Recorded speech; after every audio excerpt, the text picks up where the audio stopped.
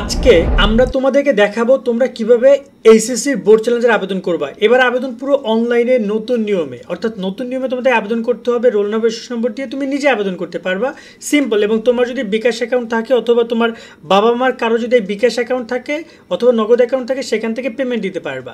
মানে একদম সহজ, মানে পানির মতো সহজ করে দিছে আবেদন প্রসেসটা। আমরা এখানে তোমাদেরকে পুরো প্রসেসটা দেখাচ্ছি। আমি আবারও বলতেছি, তুমি যদি মোবাইল সম্পর্কে সামান্য জ্ঞান রাখো নিজেই আবেদন করতে পারবা। অনেকে আমাদেরকে বিরক্ত করছো এক প্রকার, যে ভাই আবেদন করে দেন, আবেদন করে দেন। কেন? তুমি বড় হইছো, সামনে তোমাকেই সব কিছু করতে হবে, কেন অন্যের উপর নির্ভরশীল হচ্ছ? নিজে নিজে করো, মানে শিখবা, ভুল হবে না, কারণ ভুল হওয়ার কোনো সুযোগ নেই। সিম্পল অপশন, ভুল হলে আবেদনই হবে না। নর্মালি সবাই সঠিকভাবে করতে পারবে আবেদন। চলো আমি তোমাদের আবেদন দেখাই। আবেদনের লিঙ্কটা সম্পর্কে তোমরা জানো যে এই যে তোমাদের নতুন লিঙ্ক দিয়েছে যেখান থেকে আবেদন করতে পারবা, বাট এই লিঙ্কটা রাইট নাও বন্ধ আছে, কারণ সেখানে এই ম্যানুয়ালটা দিয়েছে, যার কারণে তোমরা যেতে পারবে না। বাট তোমরা যেতে পারো হচ্ছে যে রেজাল্ট অ্যাপ এইচএসসি, যে আমি লিঙ্কটা ডিসক্রিপশন দিয়ে রাখবো। তোমরা এই অ্যাপে আসলে তোমরা এখানে কিন্তু পুনরীক্ষণের আবেদন করার অপশন, ফলাফল যখন প্রকাশ হবে ফলাফলের অপশন, আবেদন পদ্ধতি সব এখানে পেয়ে যাবে। এমনকি আমাদের এই ভিডিওটাও দেওয়া থাকবে তোমাদের এখানে, যাতে করে তোমরা এখান থেকে আবেদন করতে পারো। এই অ্যাপসের মধ্যে সব দেওয়া থাকবে। তাই আমি বলবো যে তোমরা বোর্ড চ্যালেঞ্জের আবেদন করবা, এই অ্যাপসটা অলরেডি অনেক ফোনে আছে, বাট বাকি ইনস্টল করে নিও, তাহলে কাজে লাগবে। দেন এবার আসি, যখন তোমরা এখানে ক্লিক করবা, যখন তোমরা এই যে আবেদন কোন বাটনে ক্লিক করবা, আবেদন কোন বাটনে ক্লিক করার পরই তোমাকে এই যে ওয়েবসাইটে নিয়ে আসা হবে, যেখানে তোমাকে তোমার তথ্যগুলো জানতে চাওয়া হবে। তো ফার্স্ট অফ অল তুমি তোমার এখানে তথ্যগুলো সুন্দর করে দিবা। কী কী তথ্য চেয়েছে? এখানে তথ্য চেয়েছে একদম ইজি, ঠিক চাইছে বোর্ডের নাম, তুমি কোন বোর্ডে পড়ছো সেই বোর্ড সিলেক্ট করবা। রোল নাম্বার দিবা, এডমিট কার্ড দেখে দেখে রোল নাম্বার, এডমিট কার্ড দেখে দেখে রেজিস্ট্রেশন নাম্বার দিবা। পরীক্ষার ধরন অলরেডি এইচএসসি সিলেক্ট করা থাকবে, আর পাশের বছর এইচএসসি 2025 সিলেক্ট করা থাকবে। দেন তুমি জমা দিন বাটনে ক্লিক করবা। কি করবা? জমা দিন বাটনে। জমা দিন বাটনে ক্লিক করার পরে তোমার একটা মোবাইল নাম্বার চাইবে, অবশ্যই তুমি তোমার সচল মোবাইল নাম্বার দিবা, কারণ এই নাম্বারে কিন্তু তোমার ফলাফল তারা জানিয়ে দিবে। তারা বলছে, আমি জানি না জানাবে কি না, বাট তারা হয়তো বা জানাবে। তুমি তোমার সচল মোবাইল নাম্বারটা 2বার দিবা, এখানে দিবা একবার আর এখানে দিবা একবার, 2বার সুন্দর করে নাম্বারটা বসিয়ে দিবা। ঠিক আছে, সুন্দর করে এখানে 2বার নাম্বারটা বসিয়ে দিবা। এরপর তোমার কী করতে হবে, পরবর্তী ধাপে তুমি যখন এটা বসাবা তখন তোমাকে পরবর্তীতে নিয়ে আসবে একদম মেইন জায়গায়, যেখানে তোমাকে দেখাবে তোমার রেজাল্ট কি। তোমার রেজাল্ট এখানে দেখাবে, তুমি দেখতে পাচ্ছ এখানে তোমার রেজাল্ট চলে আসছে। বাংলায় তুমি A+ পাইছো, ইংরেজিতে A+, আইসিটিতে A+, ফিজিক্সে A+, কেমিস্ট্রি A+, সব A+ পাইছো। যে কটাই হোক না কেন তোমার টোটাল 7টা বিষয় এখানে দেখাবে। এখন তুমি এখান থেকে কোন কোন বিষয়ে বোর্ড চ্যালেঞ্জ করতে চাও, এখানে কিন্তু মার্ক দেখাবে না। মার্ক দেখার জন্য তোমাদের এই রেজাল্ট অ্যাপসে যে তোমাদের এখানে প্রত্যেকটা বোর্ডের যে রেজাল্ট দেখা যায়, বোর্ডের ওয়েবসাইট থেকে তোমরা রেজাল্ট দেখতে পারবা। তারা এই রেজাল্টের অ্যাপসের মধ্যে তোমরা এই বোর্ডের কর্নারটা আসবা, এই যে বোর্ড ভিত্তিক রেজাল্ট দেখার যে নিয়মগুলো আছে এখান থেকে তোমরা মার্কশিটগুলো দেখে নিবা।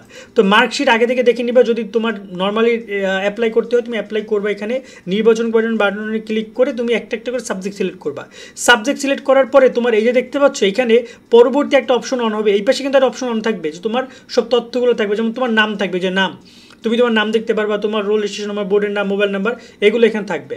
আর এই যে নির্বাচিত বিষয়ের সময় কিন্তু 0 দেখাচ্ছে, এখানে দেখতে পাচ্ছ এখানে তোমাকে 0 দেখাচ্ছে। কিন্তু যখন তুমি এগুলো সিলেক্ট করবা, যেমন এখানে সিলেক্ট করছে বাংলাকে সিলেক্ট করা হয়েছে এবং সিলেক্ট করা হয়েছে কি আইসিটি, এই যে 101, 102 এবং হচ্ছে 275।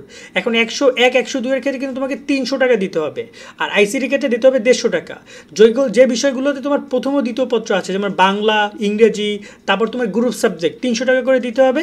শুধুমাত্র আইসিটিতে 150 টাকা। এটা তোমাদের এখানে বিজ্ঞপ্তিতে বলে দিয়েছে, যে নাম্বার যেটা সিঙ্গেল পত্র সেখানে তোমাকে প্রতি পত্রের জন্য 150, আর যেখানে 2টা পত্র রয়েছে সেখানে তোমাকে 300 টাকা দিতে হবে। সেই হচ্ছে মূল কথা, 300 টাকা তোমাকে পে করতে হচ্ছে। সো এক্ষেত্রে যখন তুমি দুটো সিলেক্ট করবা তখন দেখো এই যে দেখতে পাচ্ছ নির্বাচিত বিষয়ের এখানে 101, 102 চলে আসছে, আর তোমার এখানে চলে আসছে কি 275। এবং নিচে দেখো এই মোট পরিশোধযোগ্য দেখাচ্ছে কত টাকা, 450 টাকা। কথা বুঝতে পারছো? এই যে 450 টাকা দেখাচ্ছে, দিয়ে তুমি তারপরে কি করবে, এভাবে তোমার দেখাবে, টোটাল অ্যামাউন্টটা দেখাবে এবং তোমার সব ইনফরমেশনগুলো দেখাবে। দেন এখান থেকে বলছো মোট পরিশোধ দেখাচ্ছে কিন্তু 0, আর পরিশোধযোগ্য মানে তুমি টাকা দিবা 450, আর পরিশোধিত টাকা মানে তুমি এখন পর্যন্ত কোনো টাকা দেওয়া নাই। দেন তুমি ফি প্রদান করার বাটনে ক্লিক করবা। ক্লিক করার পরে তোমাকে কিন্তু তারা মোট পরিশোধিত ফি 450 টাকা দেখিয়ে জমা দিন বাটনে ক্লিক করলেই তোমার টাকাটা তারা নিয়ে যাবে। টাকাটা নিয়ে যায়, তোমাকে আবেদনটা কনফার্ম করে দিবে তারা। ঠিক আছে, এরপর আর কোনো কিছু নেই। তোমার দেখতে পাচ্ছ এখানে কিন্তু আমি যদি একটু দেখাই, এই যে জমা দিন বাটনে ক্লিক করলে দেখতে পাচ্ছ মোট পরিশোধ্য ব্যয় এখানে কত দেখাচ্ছে, তোমরা একটু লক্ষ্য করে এখানে আমি একটু যদি উপরের দিকে নেই, এই যে দেখতে পাচ্ছ এখানে 450, এবং এখানে মোট পরিশোধযোগ্য টাকাটা জিরো হয়ে গেছে, মানে এখানে কোনো টাকা তোমার কাছে সে পাবে না। তুমি অলরেডি 450 টাকা, এই যে দেখতে পাচ্ছ সবুজ কলম, তুমি অলরেডি টাকা দিয়ে দিছো। এখন এক্ষেত্রে এই টাকাটা এখানে কীভাবে যোগ করবা, সেই জন্য তোমাকে যেতে হবে বিকাশ অ্যাপসে। আমি আমার ফোন থেকে দেখাই তোমাকে, আমি এখান থেকে আমি দেখাচ্ছি, ফোন থেকেও দেখাচ্ছি। বিকাশ অ্যাপস না, এখানে শুরুতে অনেকগুলো পেমেন্ট মেথড রেখেছে তারা, যেমন বিকাশ, তারপর হচ্ছে এখানে নগদ আছে, তারপর এখানে তোমার এখানে আরও দেখতে পাইলাম কি যেন বিবিবিএল আছে, সোনালী সেবা আছে, সোনালী ওয়েব আছে, এগুলোর মাধ্যমে তোমার টাকা জমা দিতে পারবা। তো ধরো না যে বিকাশের মাধ্যমে তুমি দিবে, কীভাবে বিকাশে দিবা, এই যে বিকাশ আছে দেখতে পাচ্ছ এখানে কিন্তু একটা তোমার একটা অপশন থাকে, সেটা হচ্ছে এডুকেশন ফি।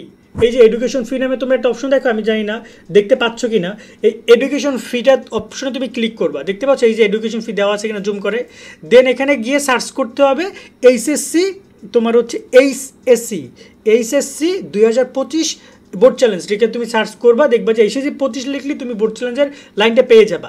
দেন তুমি এই অপশনে ক্লিক করার পরে দেখবা যে তুমি তোমার বোর্ডের নাম সিলেক্ট করতে বলবে, আর তোমাকে পাসিং ইয়ার সিলেক্ট করতে বলবে 25, তুমি তোমার রোল নাম্বারটা দিতে বলবে। এই তিনটা ইনফরমেশন যখন তোমার কাছে চাইবে, তুমি যখন এই তিনটা ইনফরমেশন সুন্দর করে পে করবা, ঠিক আছে, এই তিনটা ইনফরমেশন সুন্দর করে পে করলে তোমাকে তোমার টাকার অ্যামাউন্টটা দেখাই দিবে, এবং তোমার নাম দেখাবে, অবশ্যই তোমার নাম দেখাবে। নাম দেখানোর প্রতি কনফার্ম হয়ে দেন এই যে দেখতে পাচ্ছ 600 টাকা দেখাচ্ছে বা 500 টাকা, যে কয় টাকা দেখাবে, যে কয় টাকা তোমার এই যে এইখানে ছিল, এই যে দেখতে পাচ্ছ পরিশোধযোগ্য যে কয় টাকা ছিল, এই যে পরিশোধযোগ্য সেই টাকাটা এখানে দেখাবে বিকাশে। দেন সেই টাকাটা তুমি তোমার পিন নাম্বার দিয়ে টাকাটা দিয়ে দেবে, যেভাবে আমরা নর্মালি বিকাশে ফ্ল্যাগ সিলেক্ট করি, যেখানে আমরা টাকা পয়সা দেই বা যে কোনো জায়গায় ট্যাপ করে হোল্ড করবো, দেখবে যে টাকা চলে গেছে, এবং চাইলে তুমি ডিজিটাল পেমেন্ট রিসিপ্ট এখান থেকে সংগ্রহ করতে পারো, এই যে ফ্রি রিসিপ্ট তোমরা এখান থেকে সংগ্রহ করতে পারবা। সংগ্রহ করে যখন তুমি এখানে আবার আসবা, আবার এসে দেখবা কি যে তোমার এখানে যে মোট টাকার জায়গায় তোমার কত টাকা, জমা দিন বাটনে ক্লিক করে দেখবা যে আবার এখান থেকে দেখাই, ওকে, এখানে দেখতে পাচ্ছ মোট পরিশোধ্য যে ব্যয় আছে, পরিশোধযোগ্য ব্যয় 450 টাকা। যখন তোমার টাকাটা পে করবা তখন অটোমেটিক এখান থেকে তোমাকে সেই জিনিসটা কনফার্ম করে দিবে।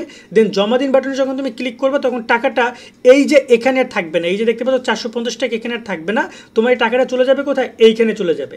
এবং তোমার এখানে লেখা থাকবে ইতিমধ্যে আবেদন করেছেন 2, মানে দুইটা বিষয় তুমি অলরেডি আবেদন করেছো, সেটা এখান থেকেই দেখাচ্ছে যে ইতিমধ্যে আবেদন করেছেন, এবং 101, 102 এবং হচ্ছে 275-এ আমি আবেদন করেছি দুইটা কোডে, ঠিক আছে। এবং আমি এখান থেকে চাইলে এবার বন্ধ করতে পারবো, কারণ আমার আবেদন শেষ।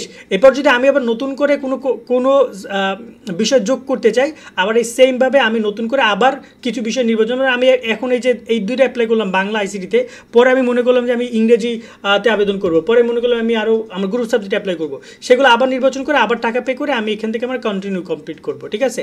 তবে যদি আমরা আবেদন কমপ্লিট না করি, আমি যদি টাকা পরিশোধ না করি, সেক্ষেত্রে চাইলে আমি আবেদন আবার আগেরটা যেটা ছিল ওইটা আমি বাদ দিতে পারবো, কিন্তু যেটা অলরেডি আমি করেছি সেই আবেদন বাদ দেওয়া যাবে না। মানে পূর্বের আবেদনটা চাইলে আমি রিমুভ করতে পারবো, যদি আমি টাকা জমা না দিয়ে থাকি। টাকা যদি জমা দিয়ে ফেলে তাহলে আমি পূর্বের আবেদনটা রিমুভ করতে পারছি না, ঠিক আছে। এভাবে তোমরা আবেদন কমপ্লিট করবে, আশা করি তোমরা বুঝেছো। নগদও সেম প্রসেস, জাস্ট এই এডুকেশন পে বিলে গিয়ে এইচএসসির রেজাল্ট লিখে তুমি কাজ করে তোমার বাকি কার্যক্রমগুলো সম্পন্ন করবা। এখানে পিডিএফগুলো দেওয়া আছে, কোন কোন ব্যাংকের কী কী রয়েছে, আর হেল্পলাইন নাম্বার দুটো দেওয়া আছে, হেল্পলাইন নাম্বারটি স্ক্রিনশট দিয়ে রাখো, এই নাম্বারে তোমরা যোগাযোগ করবে তাদের সাথে, যদি তোমাদেরকে তারা আবেদন করার কোনো হেল্প দরকার হয় তারা এখান থেকে করে দিবে। তো আশা করি বুঝেছো কীভাবে কি আবেদন করতে হবে, একদম সিম্পল প্রসেস। শুধুমাত্র তোমার রোল, রেজিস্ট্রেশন নম্বর, বোর্ডের নাম দিবা, আর বাকি বিষয়গুলো এরপর শুধু সাবজেক্ট সিলেক্ট করবা, বিকাশ থেকে টাকা দিয়ে দিবা, তোমার রোল নম্বর ওখানে দিয়ে, এরপর তোমার টাকা চলে যাবে। তুমি এরপর জমা দিন বাটনে ক্লিক করলে তোমার টাকা কেটে নিয়ে তোমাকে দেখাবে তুমি অলরেডি আবেদন করেছো, সিম্পল প্রসেস। আশা করি বিষয়গুলো বুঝেছো। আজকের মতো আমরা এখানে বিদায় নিচ্ছি, সকলে অনেক অনেক ভালো থাকবা, সুন্দর মতো বোর্ড চ্যালেঞ্জ করো। যদি যাদের দরকার কোনো সমস্যা হলে কমেন্ট করো, চেষ্টা করবো সে বিষয় নিয়ে তোমাদের সাথে আলোচনা করে বা কমেন্টে রিপ্লাই দেওয়ার। আল্লাহ হাফেজ।